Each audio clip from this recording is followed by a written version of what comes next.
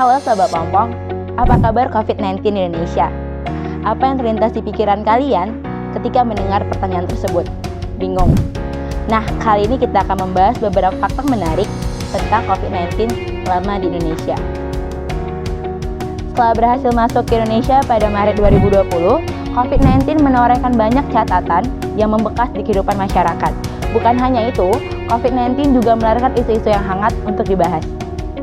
Yang pertama, pada akhir Januari 2021, COVID-19 resmi di Indonesia mencapai 1 juta lebih kasus dan berpotensi hingga sekarang. Hal ini membuat Indonesia di peringkat ke-19 dengan kasus COVID-19 tertinggi di dunia menurut data Worldometers pada Januari lalu. Merespon kasus COVID-19 yang sudah mencapai 1 juta lebih pasien, Menteri Kesehatan Budi Gunadi Sadikin berjanji lebih menggencarkan program 3T, testing, tracing, dan treatment. Menurut Menkes, testing, tracing, dan treatment secara masif akan mengurangi laju penurunan virus. Namun, ini harus diikuti penerapan protokol kesehatan secara disiplin dan ketat. Fakta yang kedua, pada awal Januari, Indonesia resmi mengumumkan memakai vaksin Sinovac untuk masyarakat Indonesia. Presiden Joko Widodo rela menjadi yang pertama divaksinisasi pada 13 Januari 2021. Sempat menjadi pro kontra atas kelegalan vaksin Sinovac. Tetapi pada akhirnya Majelis Ulama Indonesia menyatakan pada tanggal 8 Januari 2021 dengan resmi vaksin Sinovac halal untuk digunakan.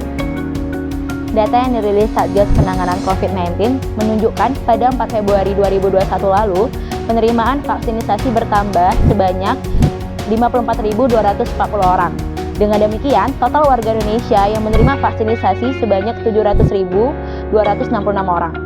Adapun sasaran yang mendapatkan vaksinisasi COVID-19 sebanyak lebih 180 juta orang. Fakta yang terakhir, tenaga kesehatan harus bekerja lebih ekstra di masa pandemi. Dokter dan tenaga medis sebagai garda terdepan penanganan COVID-19 harus banyak lebih bekerja dari masa sebelum pandemi. Organisasi Kesehatan Dunia (WHO) dalam laporan Situational Report COVID-19 Indonesia per 23 September 2020 menyoroti soal angka kematian dokter yang per tanggal 12 September 2020 lalu sudah menyentuh angka lebih dari 100 orang. Per tanggal 27 September 2020, Tim Mitigasi Ikatan Dokter Indonesia mencatat ada 127 dokter yang meninggal akibat terpapar COVID-19. WHO juga menyinggung banyak tenaga kesehatan yang mengalami kelelahan dan burnout di masa pandemi COVID-19. Hal menarik lainnya, pemerintah mengusulkan anggaran sebesar 23,3 triliun untuk program kesehatan saat pandemi, termasuk gaji ke-13, tenaga kesehatan, dan non-tenaga kesehatan. Nah, gimana menurut Sobat Pompong setelah mendengar beberapa fakta tadi?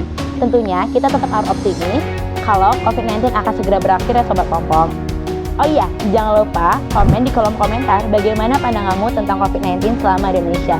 Dan jangan lupa untuk like dan subscribe. Demikian opini terakhir di kepengurusan kali ini. Terima kasih telah menonton dari awal sampai akhir. Salam Vesma.